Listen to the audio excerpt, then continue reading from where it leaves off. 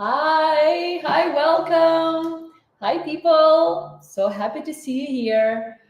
So today we are sliding into our fall season. We will start making comfy fall dishes. I'm so excited. Finally, honestly, I love summer, but I'm ready for some colder weather. And welcome to my opened kitchen. My name is Anna Voloshina. I am a Ukrainian-born, Bay Area-based chef and cookbook author of beautiful recipes from a Ukrainian kitchen. And today we're making not a Ukrainian dish. This is an Italian dish. I would not say it's like traditionally Italian. It has the vibe. So today we are using mushrooms, we're using some fortified wine, using lovely chicken breast. So we'll learn a lot today. So get ready. I hope you're cooking along with me and we'll all have a lovely dinner at the end of this class. We will go through everything, all the prep and mise en place, because we have a lot of different little things that we need to prepare before we'll start, so everything will go smoothly. But before everything, please pour something nice in your glass. I have a lovely rosé wine from Provence. This is the mood for today. You can pour whatever you want. Share with me, what are you drinking? Katie, yes, happy Sunday. Oh my God, I had the best Sunday ever because first time I went to Alameda Antique Fair. If you are in the Bay Area, this is the place. They have this fair every first Sunday of the month. Coincidentally, I teach classes every first Sunday of the month, so I never go there. But today I'm like, okay, I'll go early. That was amazing. So I'm like pumped today, ready to cook. I'm hungry. Hello, Vegas. How is the weather there, I wonder? Yes, Robert, showtime. So today, oh my God, Georgia. Georgia, not the country.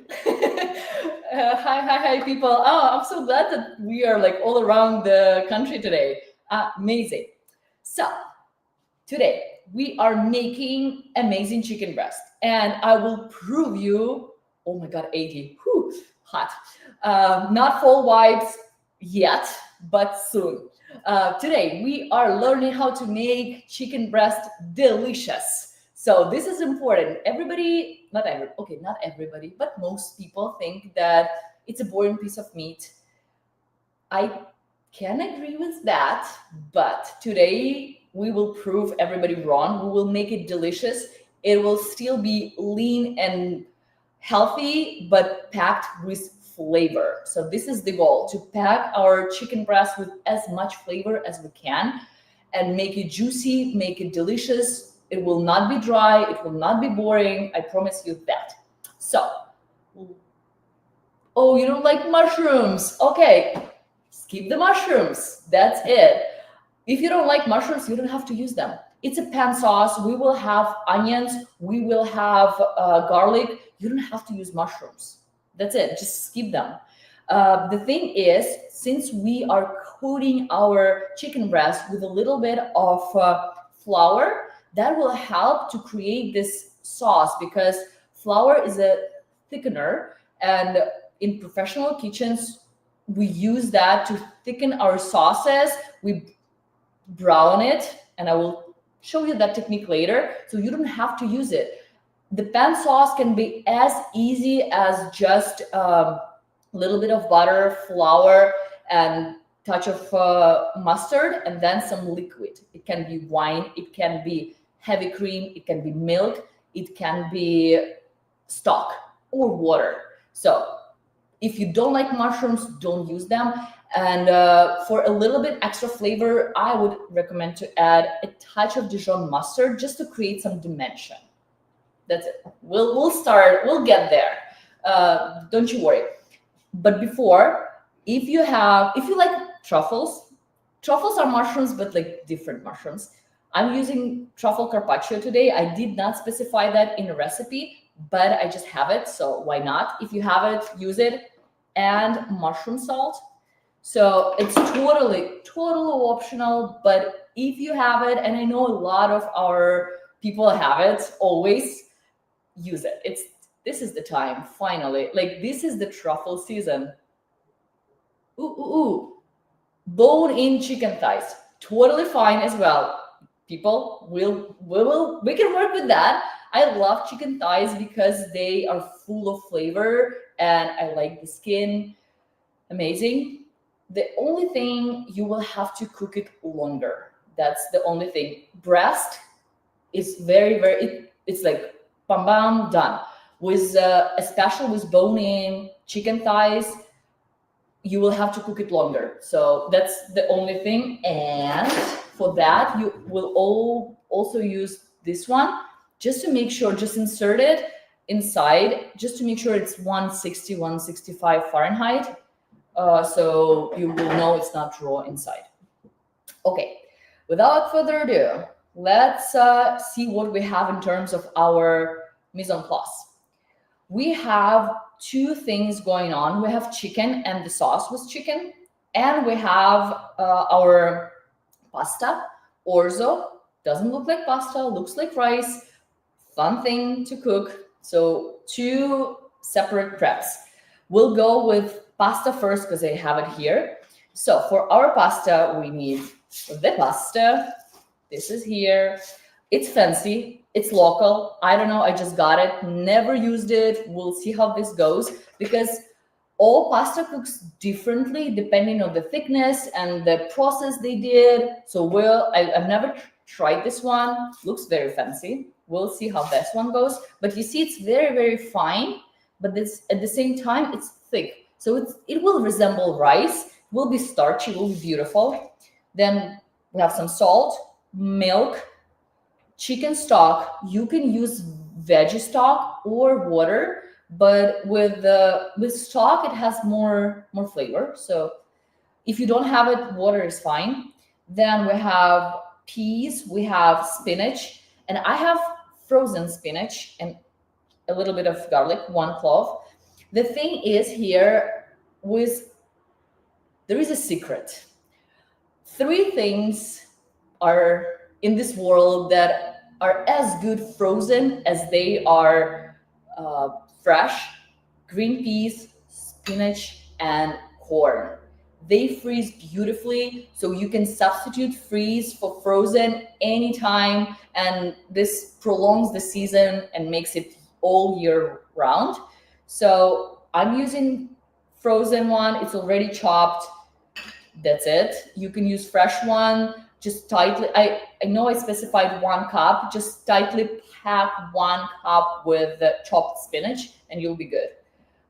It's super fast to cook, so it will not make any difference. But I just found it that like a little bit of frozen spinach in my fridge, and I'm like, okay, I'm using it. This is the day. This is for our pasta, and of course olive oil. So today we're using our cooking extra virgin olive oil. It's great for sauteing because we are not cranking our stove too high. So this one is perfect. We're not using our finishing oil, we're using this one. Then let's go to our chicken. And we have here, of course, the chicken. I have 2 chicken breasts and they're quite large, so we'll be cutting them. And I would say it's for 4, maybe 3 people, because for 2 people it's too much, maybe 2 hungry people. So I will cut them in half, like lengthwise and then crosswise as well. So I will show all that technique, but you see they're already out of the fridge. The temperature is, it's not cold. It's not room temperature, but it's getting there, so it's perfect. And it's on a layer of paper towels because we want to absorb as much moisture as possible to create this lovely sear. So it's there. And then we have mushrooms. People, please don't, if you can help it, don't buy pre-sliced mushrooms. God knows who sliced them and how long they've been sliced. Get nice mushrooms and slice them yourselves. It's cheaper. It's more delicious. I promise you it will be more delicious. These are from my farmer's market. We have some truffle carpaccio and truffle salt. Totally optional, not necessary, but come on, we have mushrooms. This is the thing. I have my leftover onion from yesterday, so we need about half of that. Yellow onion or white onion will work. If you have a large shallot, perfect. So we have some butter as well, splash of cream. If you are not dairy sensitive and you want to make a richer sauce, use cream. You don't have to use cream in this recipe, it's optional, but I really like it. I think this fortified wine, you can use Marsala or any recommendation for lactose-free cream? I don't have any allergies, so I never explored that area. You can totally use coconut cream. It will be delicious. The flavor will be different, but it will be good. I never ever had a substitution for heavy cream, but you don't have to use it. Honestly, you can use just you're using coconut cream. Yes, you can do that, and it's delicious. It's not the same flavor. It's just different, but like in a beautiful way. It's not worse or better. It's just different. I love it. Okay, so cream or no cream, it's your choice. Coconut cream, yay for that. Then we're using lemon pepper seasoning, and I don't know. This is probably my favorite. Not probably. This this is definitely my favorite seasoning of all ButcherBox seasonings. I used at least 2 full jars already, and this is my fresh third one. I just opened it before the class. I have a clove of garlic here. I have some grated Pecorino Romano. You can use Parmesan cheese, easy. That's like not a big deal. The flavor, again, slightly different, but this is for the pasta actually. Why is it here? It belongs with pasta. You don't have to use any cheese with this pasta. Again, optional, but it's a nice robust flavor. What else? What else? Butter. Oh, and of course we will use some flour because flour helps to thicken the sauce. And since we are searing our chicken breast before, it will help to create this lovely, lovely browning on the bottom of the pan that we will deglaze and will create this like beautiful emulsion for the sauce, and it will be flavorful. It will grab all the bits of chicken together, and then it will transform those into velvety sauce. What else? Oh, I have black pepper here, but actually since we're using this one, we don't need it, but just in case, have a black pepper. If you want to use some thyme or, I don't know, minced parsley, go ahead, do that. It's amazing. And in terms of equipment, this one, we will release some stress. We are not using the spiky side, we're using the flat side because we need to flatten our chicken, not to tenderize it. So this is tenderizer, this is flattener. So that one helps. If you don't have it, use a heavy bottom skillet, just a small one, or whatever, saucepan. We just need to pound the chicken a little bit, not too much. And to protect the surface from the bits of chicken, take some saran wrap. We will cover the chicken and it will help us to stay clean and contain the pieces here. Okay, I think this is it. I will move this one and I will ask you to do one more thing. Please, if you have an oven, start your oven and put it to 150 Fahrenheit. In my oven is very simple, so it just says warm. So keep it at warm because we will finish our chicken before the pasta is done. And to keep it warm, oven is nice. If you don't have an oven, just use a piece of foil, and we will be cooking in a frying pan. And we will not even move our chicken until we're plating. So once we're done cooking, just cover the frying pan with foil and it will keep the chicken warm. So that's important because you don't want to have like hot pasta and cold chicken. Or like start your oven and still you can cover your pan with foil and slide it into the oven. Nice. Okay, let's start. So what I have here is a huge roll of plastic wrap from Costco. Very, very useful thing in the kitchen. So you want to cover your working surface. And you see I have my wooden board here. And on top of my wooden board, I have my plastic board, which is my protein board, because this way I can just put it into my sink and don't think about it. Because chicken is that protein that you want to sanitize your surfaces, like do all the health protocol, because you never know, you can get sick from chicken. So you want to cook it all the way through. And confession time, why not cook both at the same time? Because I only have one stovetop. That's the thing.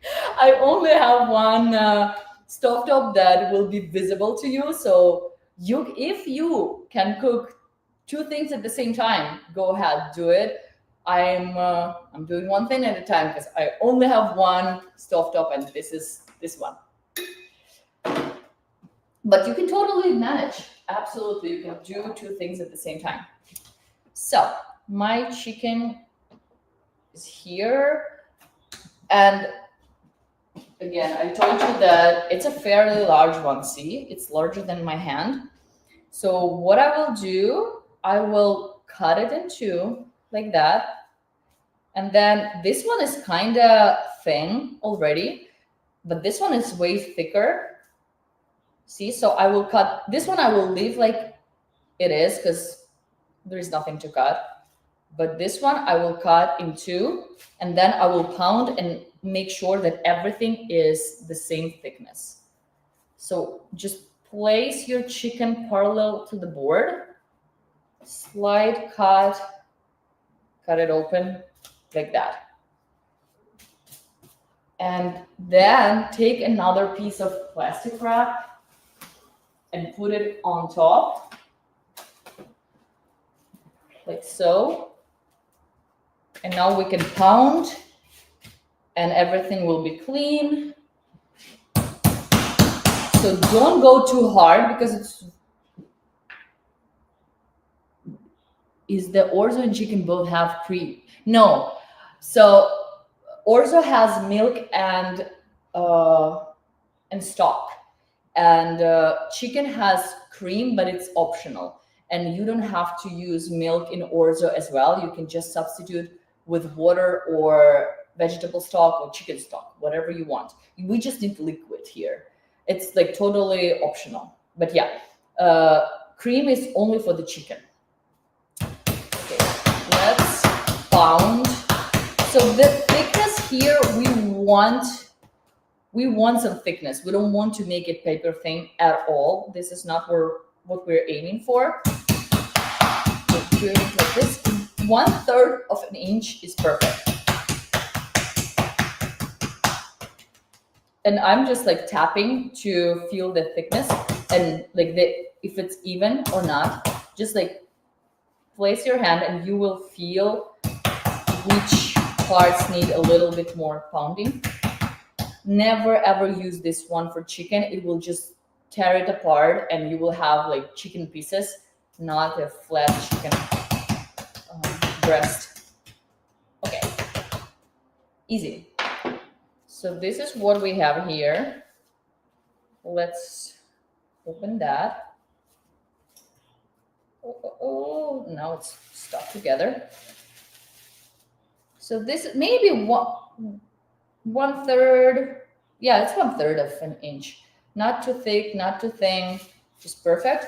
I will use just one chicken breast because it can fit nicely on my skillet and I don't have to do it twice. And this is my dinner for me and my husband. I will have one piece and he will have two. Perfect. So this one is done. What we want to do here is to get this thing ready. Let's season it with our lemon pepper seasoning and we'll put it aside for a little bit before we're ready, because we want to make sure that our mushrooms are done, everything is sliced and diced before we'll start cooking. So just like that. I'm not even using any salt because this seasoning has everything. It has salt, it has lemon, and it has pepper. So if you don't have this seasoning, just use salt and pepper. And that's it. Like that. And since we are not cooking it straight away, it has some time to season properly. I like to season my protein a little bit in advance because it always helps to let the flavor in. So nice. And now what we need to do, for the chicken, we have mushrooms and we have onions and garlic. We need to dice everything. We're not dicing mushrooms, we're slicing them, but the onion and the onion needs to be diced finely. because the only chunks we want to fill in our sauce is mushrooms. Okay, they are already washed. They're slightly more wet than I want them to be, so make sure you're dried everything. So you can use other mushrooms as well in this recipe. I'm slicing in half and then thin slices like this. I cut off the stem, then slice the stem, and then in half, and like that. So other mushrooms are great in this recipe. You can also use dried mushrooms, but you need to rehydrate them beforehand. By rehydrating, I mean pouring very, very hot, preferably freshly boiled water on top of your dried mushrooms and let them soak for a little bit. And then treat them as regular mushrooms. And I love using dry mushrooms, and use less, of course. You will use just a handful because the flavor is so concentrated. And yeah, it will just be slightly different, but beautiful. Dried porcini. If you actually forage for your mushrooms, any mushrooms you have, except for slimy types, will be great in this recipe. I love porcini mushrooms and morels and hedgehogs. So whatever you have. But traditional, like these button mushrooms, they work great. Okay, I think I will use just a little bit since I'm not making a large batch. So I'm using only one chicken breast. I think this should be enough for my sauce.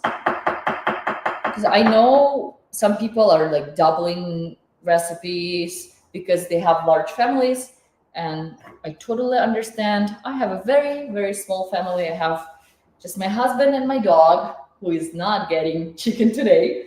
So I will cut the recipe in half. So we have my mushrooms here. And then you see I have a fairly large onion. I will use just half of it. So one small onion will do for the full recipe. And we want to dice as finely as we can. Like nothing crazy, but still that. Ooh, I need to sharpen my knife. It's so dull, man. Because I cooked a lot this past few weeks, and I sharpened my knife before big projects or like large pushes, and I did that, and I feel like it's time to sharpen it again. Okay, lovely. So have my bench scraper here, and also garlic, which is kind of optional. If you don't like garlic, don't put it there. I love garlic. If you love garlic, put two cloves. Won't hurt. Okay, just finely mince the garlic, and we can start preheating our stove. Okay, so we are starting at medium high. I'll put everything into different bowls because we are not dropping all the ingredients at the same time, so we need to keep them separate.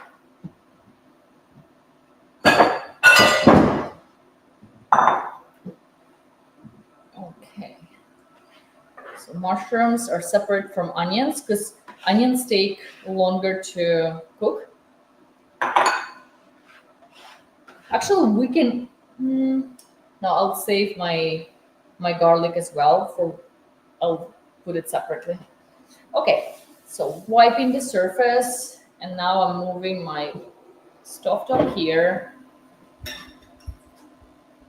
Minced versus grated. So the thing is, when you go, I feel great about that. I'm not opposed to grated garlic, first of all. I think that's fine. Why chefs are so against it? Because when you grate, you release a lot of garlic oils, and the smell is often overpowering to them. It's their opinions, but I think you for some applications you cannot simply mince garlic. For example, for aioli, when I make my own aioli, I always microplane garlic, and microplane is this lovely tool, and it will just make a puree out of your garlic, and it's perfect because no matter how fine you mince, like you will still find chunks of garlic in your aioli, which I don't like. But if you grate, it will be perfect. You will have the hint, and you will have the perfect garlic flavor, but zero texture, and that's what I like, and that's what I learned in cooking school. Because I don't know why, for some reason, grated garlic has bad reputation among chefs. I need to make a survey and ask them about their feelings, thoughts and feelings. But when we learn how to make like traditional aioli in a cooking school, my aioli was the best because I realized like the only way to have it smooth and like flavorful is to grate garlic. So I think it's for some applications it's the best. For sauteing, minced garlic is better because it will not burn as fast, and it will not release all of the juices at the same time, and it will not stick to the bottom that fast. Okay, so what we want to do, we preheat. You see, my oil is already shimmering and hot. So I'm on my medium right now, medium heat. You want to drench your chicken in flour like that. Use your one hand, just one hand. Other hand is clean. Do it like that. Same here. Always, when you're drenching something or making tempura, one hand is clean and free because you will need it. Another is it has a little bit of flour, but we'll wash our hands anyway. After handling chicken, you want to wash your hands. Okay, so this is perfect because you see we did not crowd our pan too much. If your chicken pieces are larger than that, please do it in batches. Okay. Because if you will crowd the pan, the chicken won't brown, it will steam, and we don't want that. And also, if you have this, use it. It will be very convenient.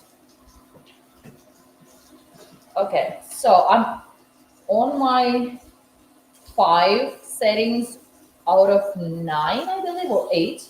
So it's kind of like medium high. It's hard to tell with this top.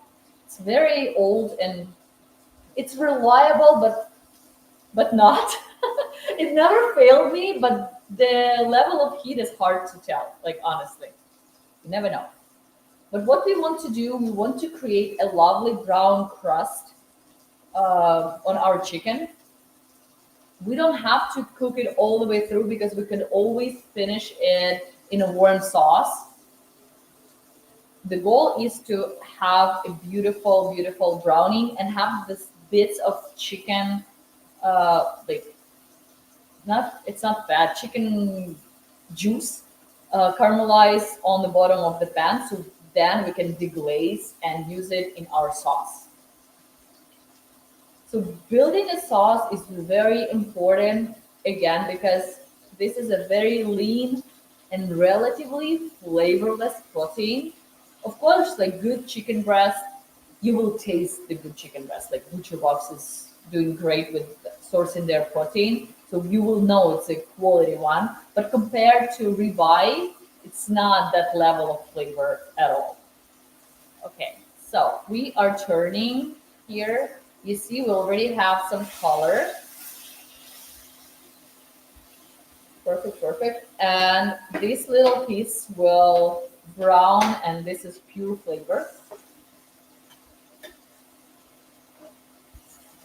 And then I'm using Madeira today. You can use Marsala, Madeira, port, or sherry wine. Everything they have kind of like this similar profile of fortified, highly oxidized sweet wine.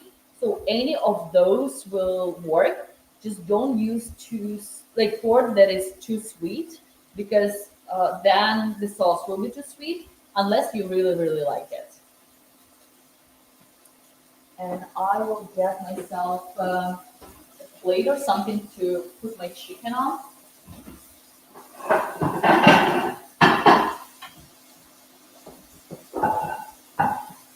That. Nice. Okay, maybe a couple more minutes. Beautiful. Beautiful, beautiful.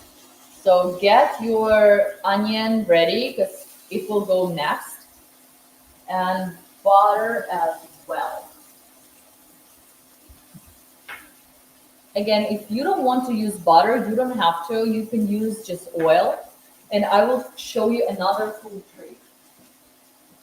Because you see, the pan is not like it doesn't have too much oil because we used it to cook the chicken.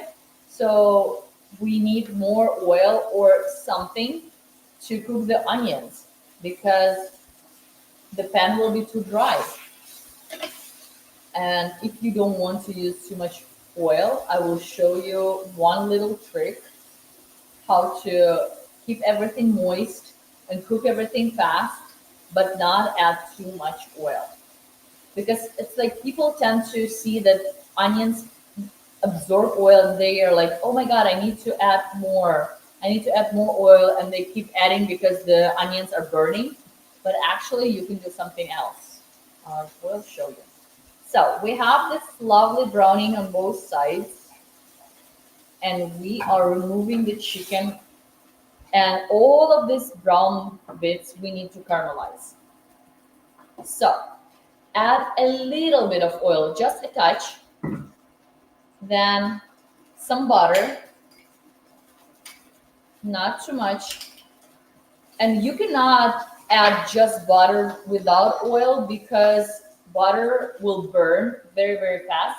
So you need oil and butter to create this heat resisting mixture to be able to cook the onions without burning the butter. Because butter has milk solids that will burn very, very fast. See? So now what we want is to scrape the bottom of the pan. And you see it's kind of like not enough fat because I'm scraping and it's still there. So I will make sure that my onions are well coated with oil.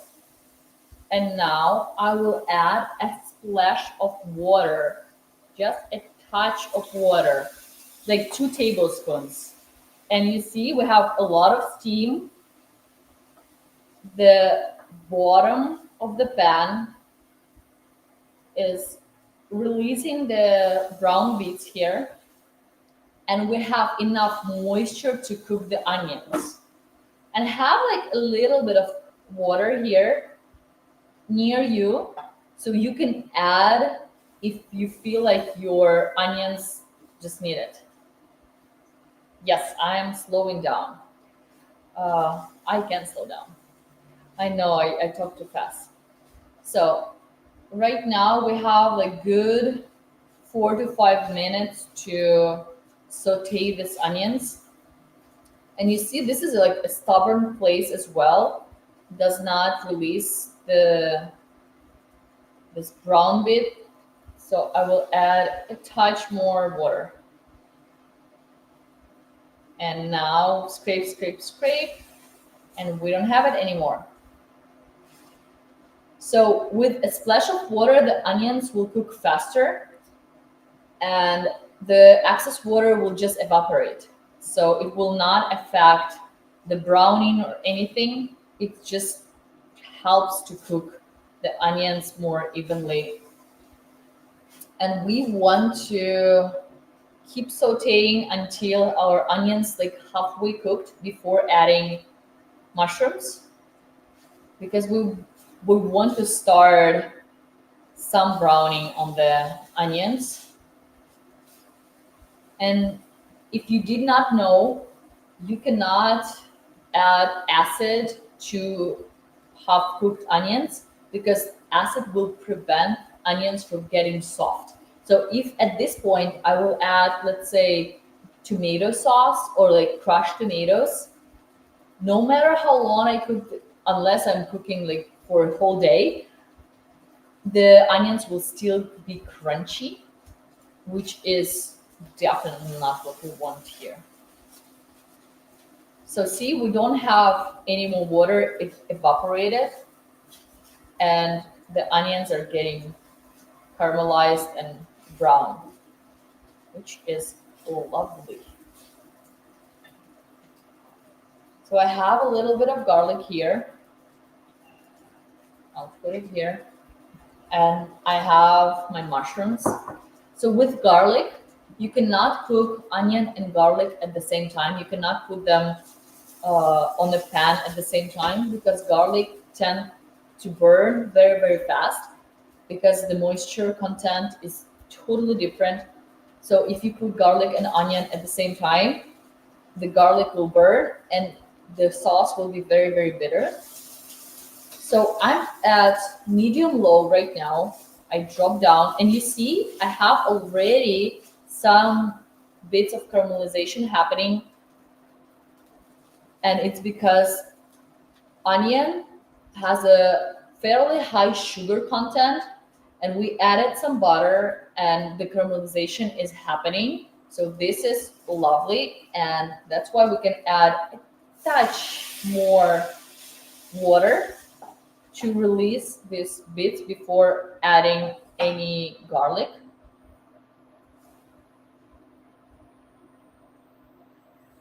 Okay, nice.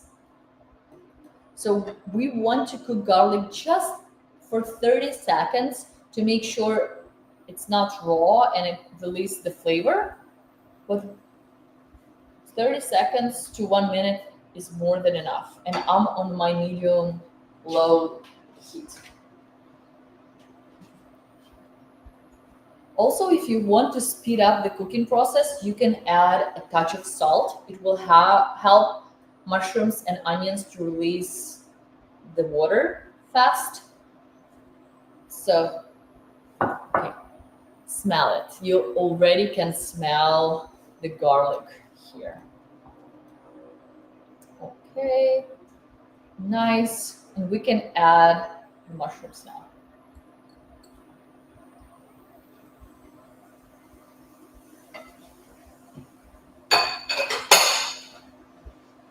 And now this is the time for salt, because mushrooms, they have a lot of water, and yeah, salt, as I told you, will help releasing the water, draw the moisture out of the produce. So I'm using this mushroom salt, just a tiny bit. You can use regular salt, that's fine. But truffle salt is so good. Amazing. Okay. I am increasing the heat just a tiny bit because I added mushrooms and the temperature of my pan dropped.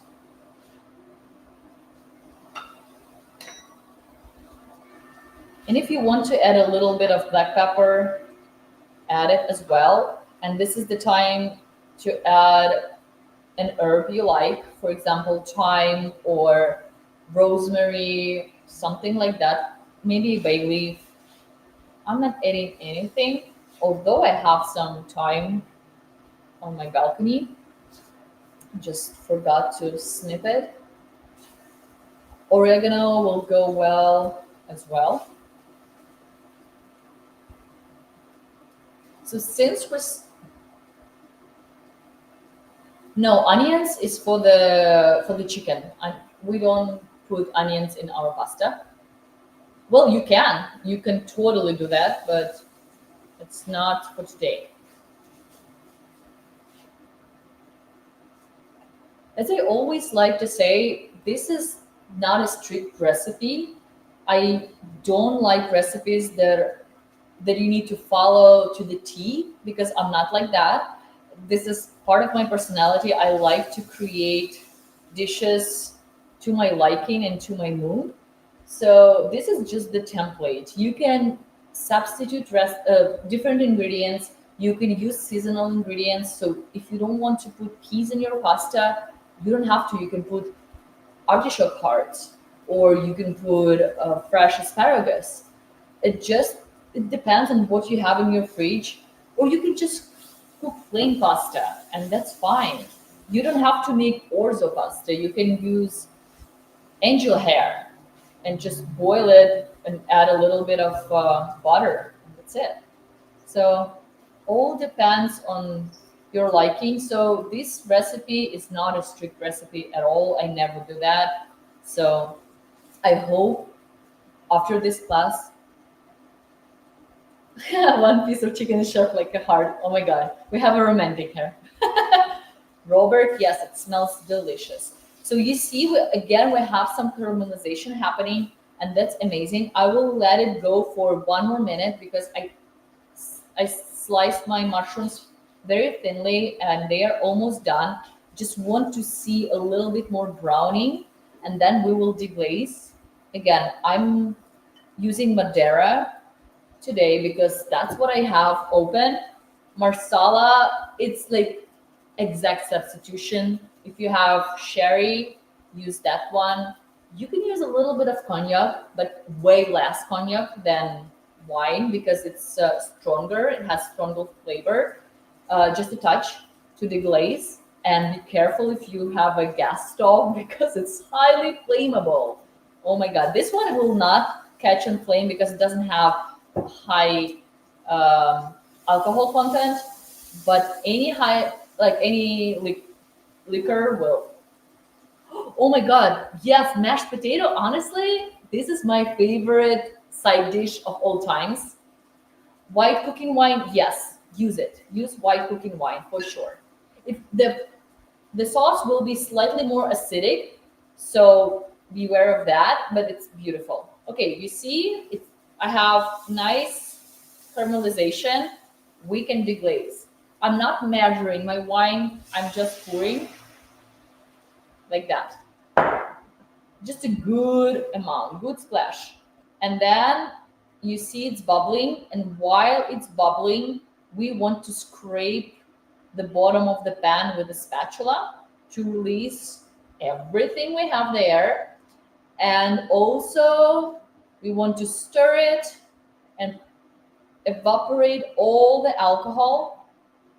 And now the secret, if you will add acid like tomato sauce to a wine that is not fully evaporated, like the alcohol is still there, you will taste the alcohol in the sauce.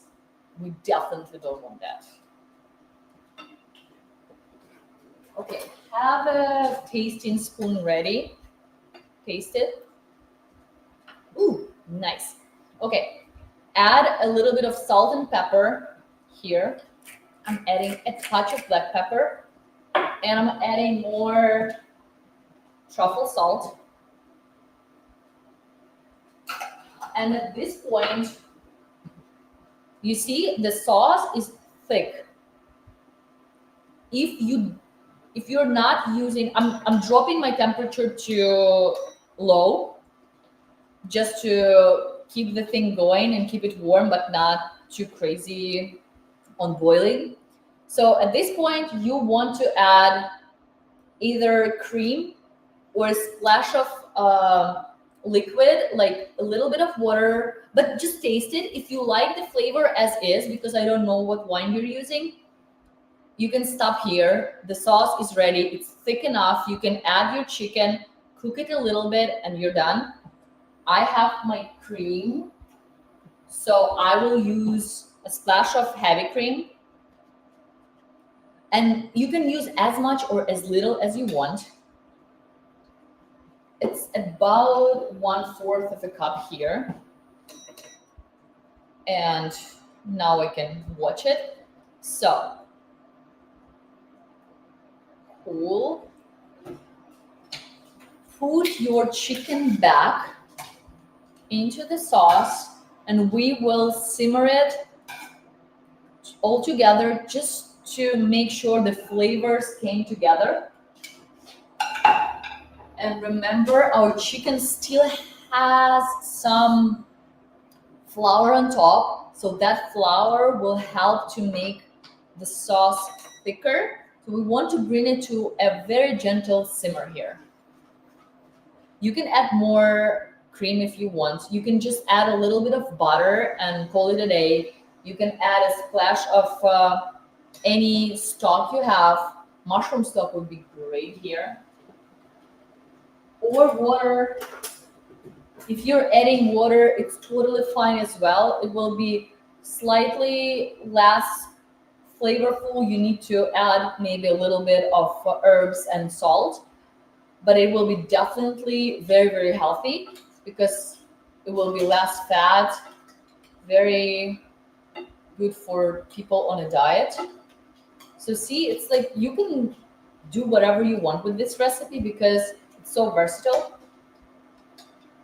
And remember, we still want to have our oven warm, or if not oven, at least have your foil ready. Or just cover it with a lid. I think I have a lid, so I'll do that. So I don't have to waste foil. Yay. So we just want to, can you freeze the Marsala? Why not? I think yes. I think yes. Okay, I'm spooning the sauce on top of my chicken. The sauce is thick, you see? It's coating the back of my spoon. So this is the texture of the sauce we want. I will cover it. It will, okay, I see myself. Hello, people. Let's put it in the oven. Okay, so our first part of the class is done. The chicken is done. Now it's in the oven. We're keeping it warm and we will cook our pasta. And that's easy. Although I don't cook orzo very often. I just wanted it for this recipe. I don't know. I really wanted it. And I got this fancy orzo. The cooking instructions are interesting, so we'll roll with that. We'll stick to our original plan and see how that goes. So I'm using a medium saucepan for it because I'm not cooking too much. It's only 2 of us. And with pasta, you always want to go al dente. And this is what we are aiming today. So my stovetop is at medium high. And you don't have to use milk if you don't want to. If you're allergic, we only have Pinot Noir. Add a splash of Pinot Noir. That will work. The thing is, this has like this very deep, slightly sweet, not slightly, it is kind of sweet. So have a little bit of honey or sugar just to balance the flavor if you want to, because this gives this 45 Fortified wine gives the sweetness. So maybe if you're using uh, Pinot Noir, you might want to add a little bit of sweetness. It depends, just taste. You can use any wine, honestly. Okay, so what I'm doing here is I'm mixing my stock, about 3/4 of a cup, with milk. Here I will actually microplane the garlic right there. We want to bring it to a simmer. Let's microplane our garlic. And this way you will get all the flavor and zero texture, which is beautiful. Like for infusing something, I would recommend just microplaning because you don't have to strain. Of course, in the professional kitchen, they strain everything. That's crazy. But at home, you will not be able to tell the difference. It's just the flavor is there, the texture is not, which is perfect. And this is what I have here, and my fancy orzo pasta. Okay, so a pinch of salt. Never ever cook your pasta in unseasoned water. That I think in Italy it's definitely a sin to cook pasta in plain unseasoned water or stock or whatever liquid they're using. So we want to see some bubbles on top, and then we can drop our orzo, which actually, like, it's totally rice. It does not look like pasta at all. I think that was the plan. I need to read on the origin of orzo because it's a very interesting pasta shape. So this particular one says you need to cook it for about 7.5, 8.5 minutes to cook it until al dente. So we'll taste. Never ever never fully trust the instructions on the pasta box ever. Taste it. And if you like a very, very, oh, thank you, Robert. If you like a very soft pasta, no texture at all, that's your right. Nobody's judging you. Do that. I like texture. And I have a very good friend who is an Italian chef. She's incredible. And her al dente, oh my God, it's like raw. And her whole family is telling that.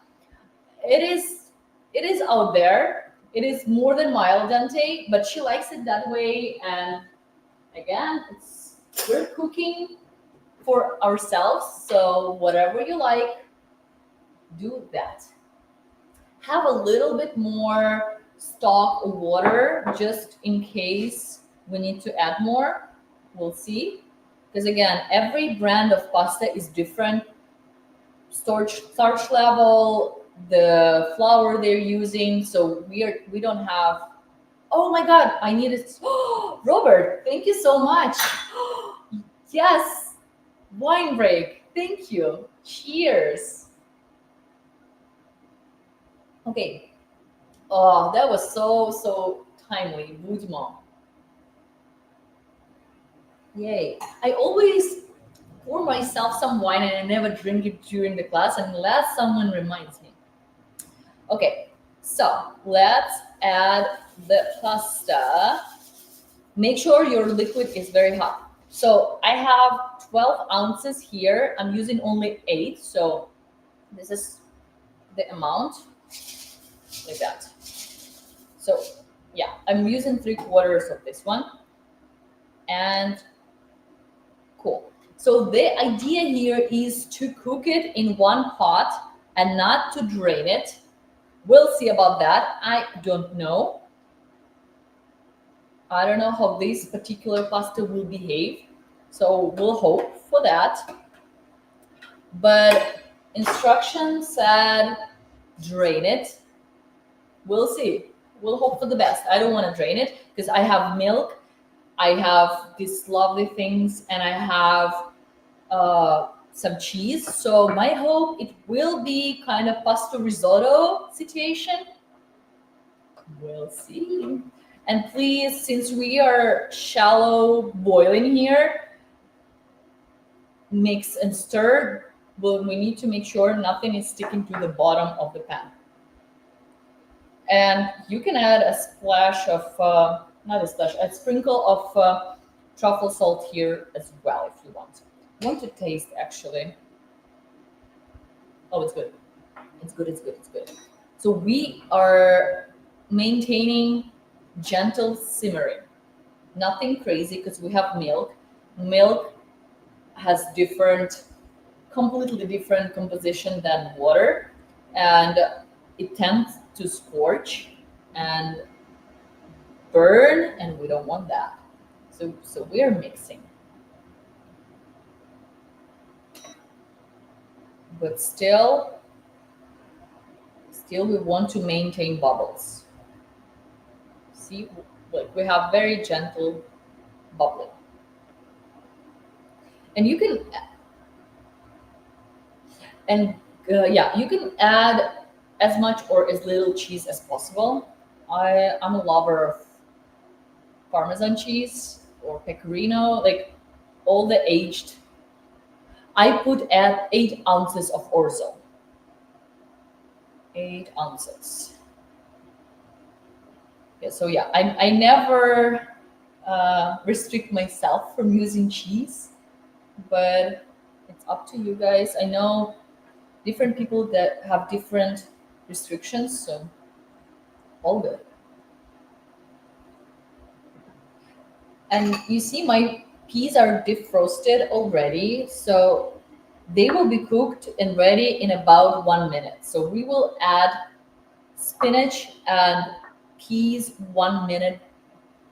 Spinach we can add, if you're using raw spinach, add it like 2 minutes before it's done. Uh, but since I'm using defrosted um, frozen spinach, I will add everything 1 minute before the end. You see, it's already thickening. So that's perfect. Perfect, perfect. Okay, people, if somebody knows the origin of orzo pasta, let me know. I'm very curious. 'Cause it's a very weird pasta shape.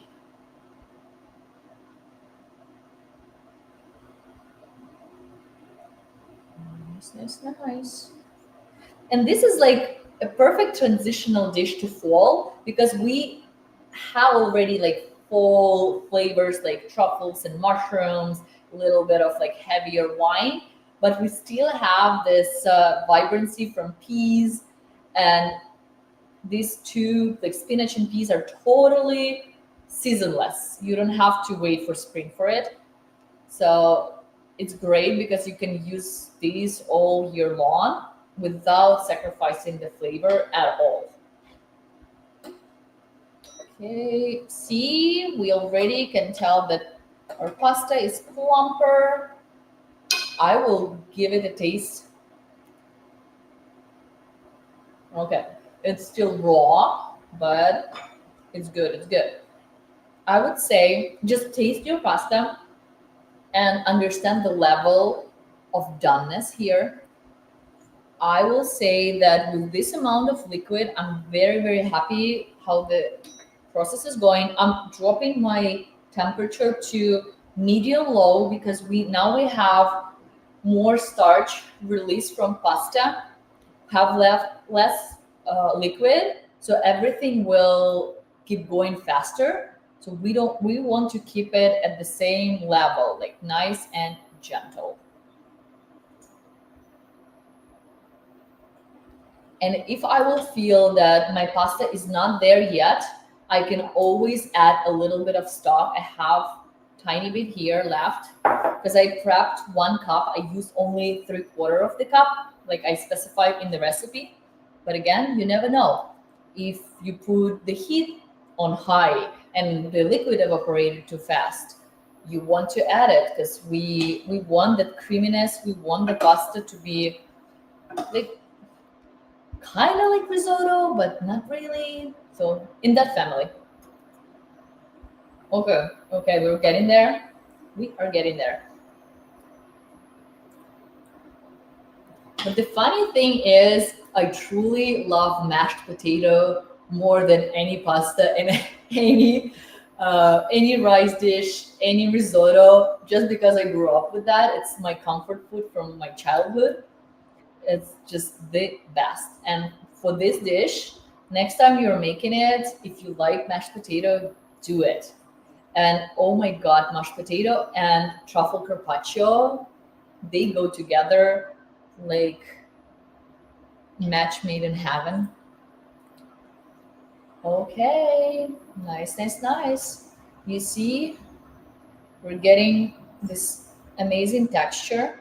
Think we can go for 1 more minute and then we can add our spinach and peas. Again, taste your pasta because your pasta may cook differently from my pasta. Okay, okay. I like it. It has like this faint garlicky flavor, which is so beautiful. I will add a touch of truffle salt.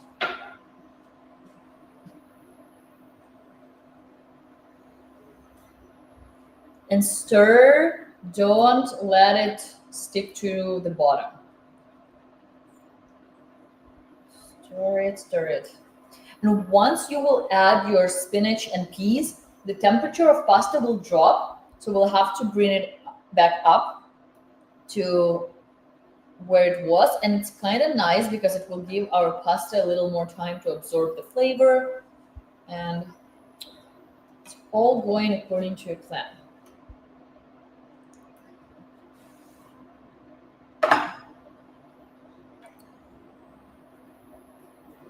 Nice, nice, nice. The pasta is plumper. If you feel like your pasta is too raw, add a splash of water or stock.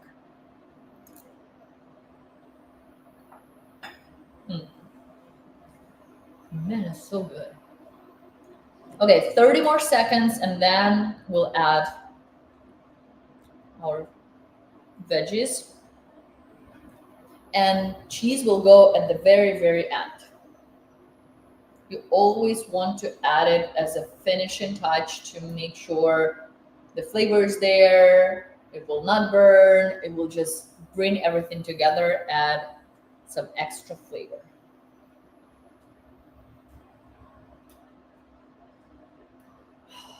Beautiful. You see, like it's totally like rice. So pretty. Okay, 10 more seconds and we'll go with spinach. Yay. Spinach is in.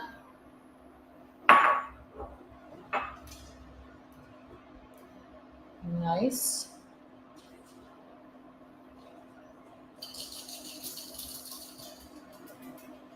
So spinach will take slightly longer to wilt or to cook if you're cooking from frozen. So 30 more seconds and the peas will go.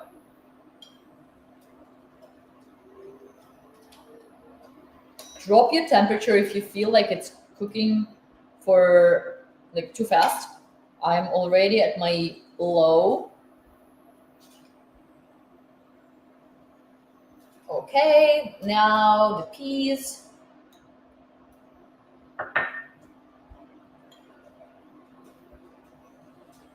And this is the last minute of our cooking process. And you see, it's like everything came together. We have no liquid left. Taste it. If you feel like your pasta is not cooked to your liking, add more liquid. Oh my God, this is so good. This is perfect. Okay, in 30 seconds. Oh, barley. Oh, so it's not rice, it's barley. Huh. Yes, it's very Mediterranean, actually. Very, very Mediterranean. Okay, people, we are almost there. Minestra. Ooh, Okay, I learned something today. Thank you, Sarah. That was amazing. Okay, I thought it's rice, but it's actually barley. Cool. So now I have this good handful of cheese. I'm adding only quarter of it, and the rest I will use as my finishing touch. Okay, this is it. Off. My stovetop is off. So this is the texture we're looking for. We still want, if we're aiming for al dente, we still want this little bite in the middle. Amazing, beautiful, delicious. This is it. This is all I wanted. So what I will do now is I'll move this. I'll clean my space a little bit, and let's plate. Take your chicken out of the oven. If you're using truffle carpaccio, open it. I have my fancy tweezers because it's so convenient. Ooh. Chicken is here. Yay. Yeah, it's like an oatmeal risotto texture. It has this starchiness, creaminess. It's in that family. It's not like regular pasta because it's so fine, but it still has a lot of starch. Ooh, let's do it. So you can do it two ways. You can put your pasta here in the middle and top it with chicken, or you can put chicken on the side. I'm kind of topping everything here like that.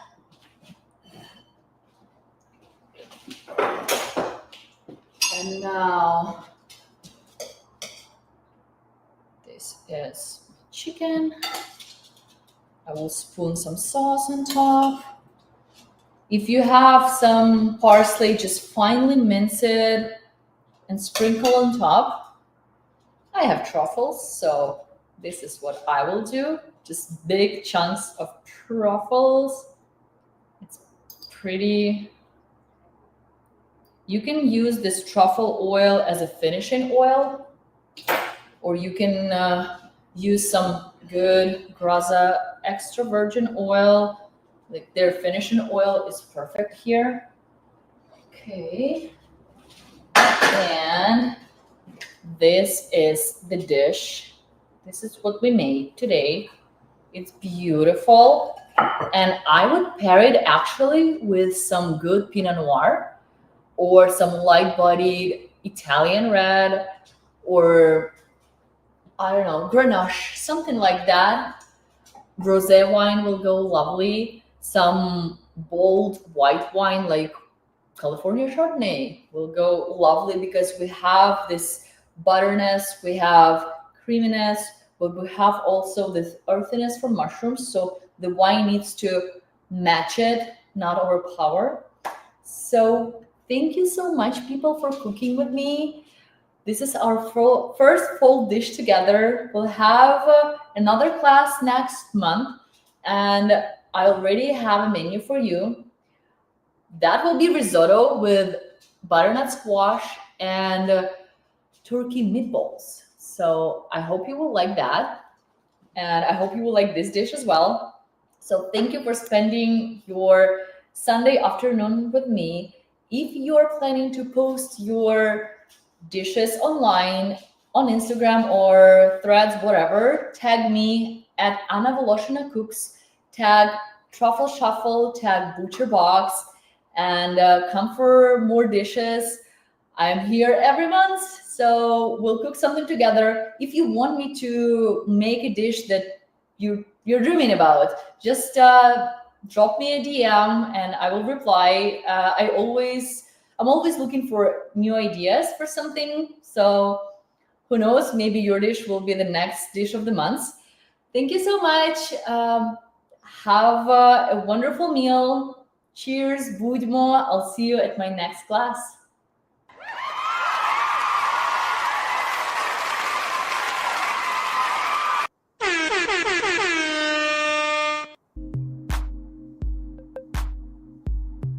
Bye.